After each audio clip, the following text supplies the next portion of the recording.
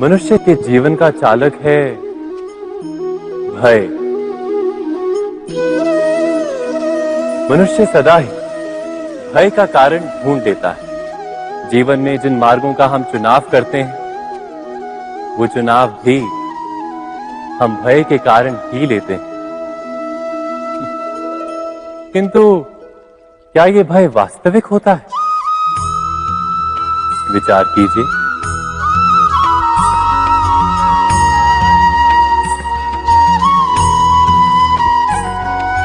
भय का अर्थ है आने वाले समय में विपत्ति की कल्पना। किंतु समय का स्वामी कौन?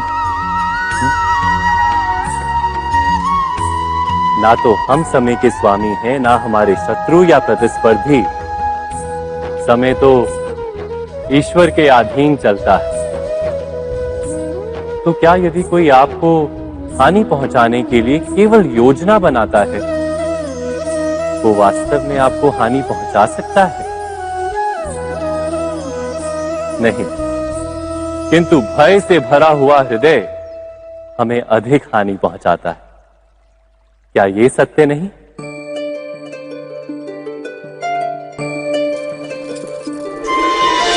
विपत्ति के समय भयभीत हृदय अयोग्य निर्णय करता है और विपत्ति को अधिक पीड़ादायक बनाता है। किंतु विश्वास से भरा हृदय विपत्ति के समय को भी सरलता से पार कर जाता है। अर्थात जिस कारण से मनुष्य हृदय में भय को स्थान देता है, भय ठीक उससे विपरीत कार्य करता है। क्या ये सत्य नहीं? स्वयं विचार कीजिए।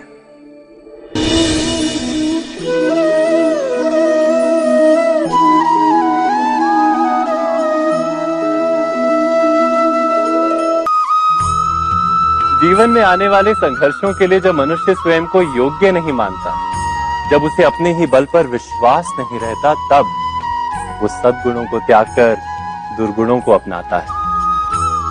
वस्तुतः मनुष्य के जीवन में दुर्जनता जन्म ही तब लेती है जब उसके अंतर में आत्मविश्वास नहीं होता। आत्मविश्वास ही अच्छाई को धारण करता है। ये आत्मविश्वास है क्या?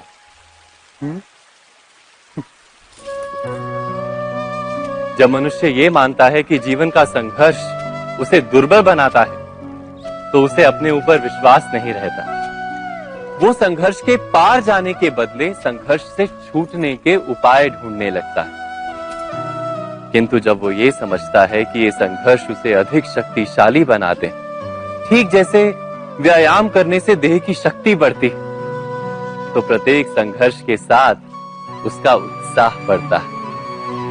अर्थात आत्मविश्वास और कुछ भी नहीं, मन की स्थिति, जीवन को देखने का दृष्टिकोण मात्र है। और जीवन का दृष्टिकोण तो मनुष्य के अपने वश में होता है ना। स्वयं विचार कीजिए।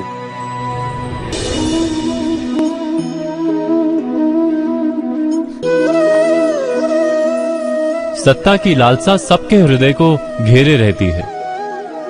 प्रत्येक व्यक्ति अपना एक राष्ट्र निर्मित करने का प्रयत्न अवश्य करता है।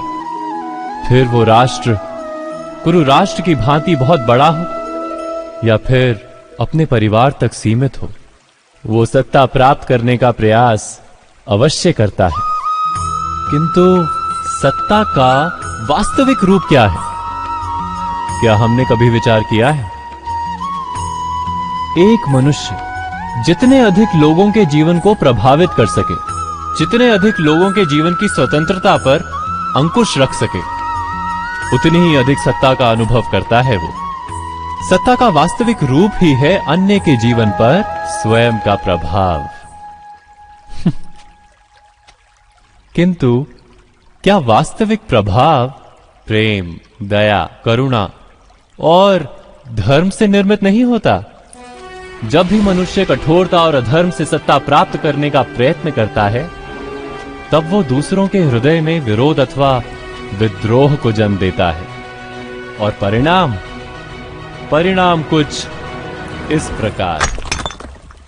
हां, कुछ समय के लिए वो स्वयं को प्रभावी और शक्तिशाली अवश्य पाता है, किंतु वो वास्तविक सत्ता नहीं। यही कारण है कि भृगु और वशिष्ठ जैसे ऋषियों की आज भी पूजा की जाती है, रावण और हिरण्यकश्यप की नहीं। इस पर तो आप विचार अवश्य करें। सत्य कहा ना।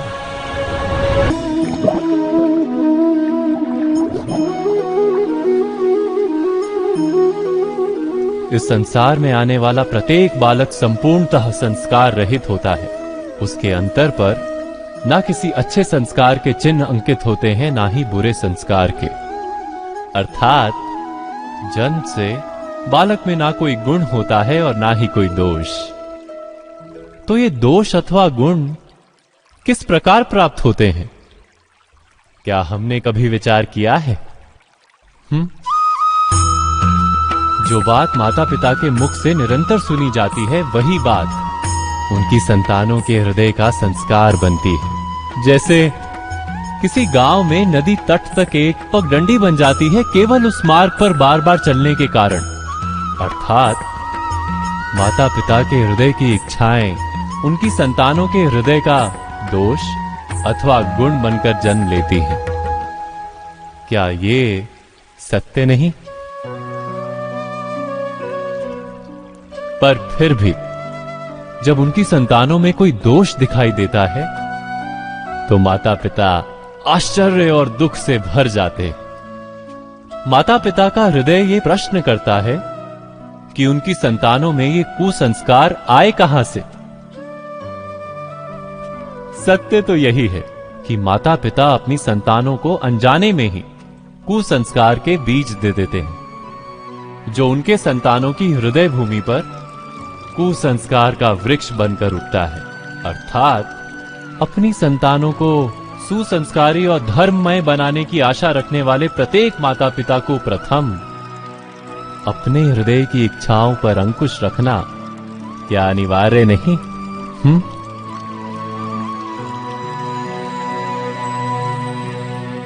प्रत्येक माता पिता इस पर विचार अवश्य कीजिएगा।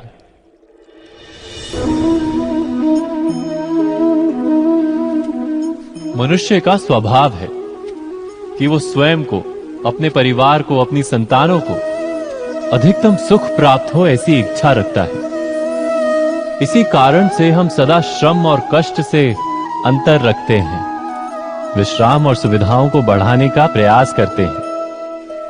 स्वयं अपने जीवन का विचार कीजिए। क्या ये सत्य नहीं कि हम अपनी संतानों के लिए सदा ही विश्राम और सुविधा का आयोजन करते हैं? पर क्या कभी सोचा है केवल विश्राम से क्या लाभ प्राप्त होता है? केवल सुख और सुविधा जिन्हें प्राप्त हो उनका जीवन कैसा होता है? शरीर जब श्रम करता है तो अधिक स्वस्थ बनता है। बुद्धि भी जब कठिन चुनौतियों का सामना करती है तो अधिक तेजस्वी बनती है। ये हम सबका अनुभव है, पर हम शायद ये भूल जाते हैं कि मन और आत्मा को जब कठिनाइयां प्राप्त होती हैं तब वे भी अधिक बलवान होती हैं। अर्थात जब भी हम अपनी संतानों को श्रम और दुख से दूर रखने का प्रयास करते हैं, क्या वास्तव में उनके सुख का मार्ग बंद नहीं कर देते? स्वयं विचार कीजिए।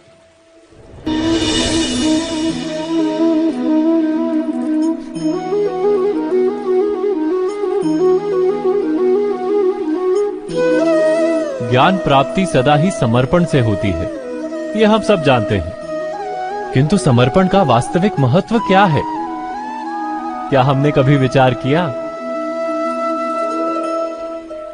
मनुष्य का मन सदा ही ज्ञान प्राप्ति में विभिन्न बाधाओं को उत्पन्न करता है।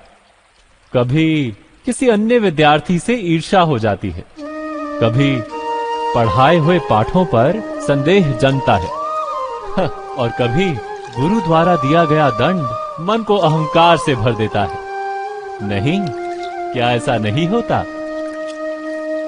न जाने कैसे कैसे विचार मन को भटकाते हैं और मन की इसी अयोग्य स्थिति के कारण हम ज्ञान प्राप्त नहीं कर पाते।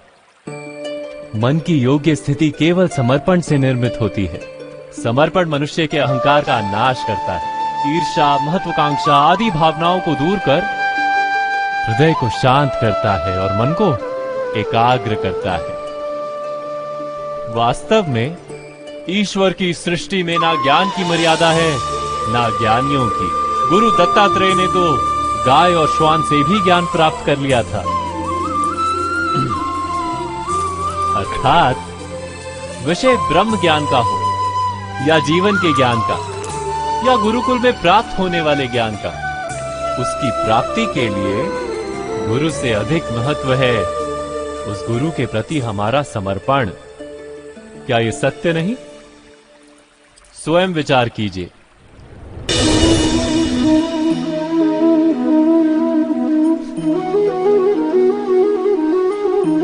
एक ही गुरु के पास शिक्षा प्राप्त करने वाले सारे शिष्य एक समान विद्या प्राप्त नहीं कर पाते। सारे शिष्य गुरु की बातें सुनते हुए अवश्य दिखाई देते हैं, उनकी पूजा करते हुए दिखाई देते हैं, किंतु एक समान विद्या प्राप्त नहीं कर पाते। क्या कभी विचार किया है ऐसा क्यों होता है? सत्य तो यह है कि विद्या प्राप्त ना कर पाने वाले शिष्य समर्पण का दिखावा तो करते हैं, किंतु समर्पण का वास्तविक अर्थ नहीं समझ पाते। गुरु के चरणों में फूल चढ़ाने से अथवा गुरु का आदेश मानने मात्र से क्या समर्पण सिद्ध होता है? नहीं। समर्पण का वास्तविक अर्थ है जब गुरु के प्रति मन में कोई संदेह ना रहे, गुरु के मुख से आदेश निकले उससे पूर्व शिष्य उस कार्य को पूरा कर दे। गुरु के विचारों के साथ शिष्य के विचार एक हो जाए। शिष्य जब तक अपने गुरु में ब्रह्मा विष्णु महेश इनके रूप ना देख ले, तब तक उसका समर्पण सत्य नहीं। वास्तव में समर्पण किसी कार्य का नाम नहीं, समर्पण तो हृदय की भावना और मन की स्थिति का नाम है। अर्थात हमारे अज्ञान में क्या दोष केवल हमारे मन का नहीं? स्वयं विचार कीजिए।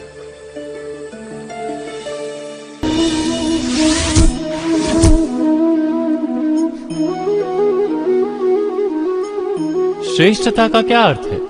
श्रेष्ठता का अर्थ है दूसरों से अधिक ज्ञान प्राप्त करना। अर्थात मूल्य इस बात का नहीं कि स्वयं कितना ज्ञान प्राप्त किया, मूल्य इस बात का है कि प्राप्त किया हुआ ज्ञान अन्य लोगों से कितना अधिक है। अर्थात श्रेष्ठता की इच्छा ज्ञान प्राप्ति को भी एक स्पर्धा बना देती है, और स्पर्धा में विजय अंतिम कब होती है?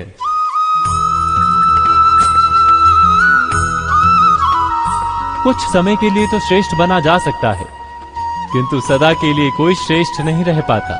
फिर वही असंतोष, पीड़ा और संघर्ष जन्म लेता है।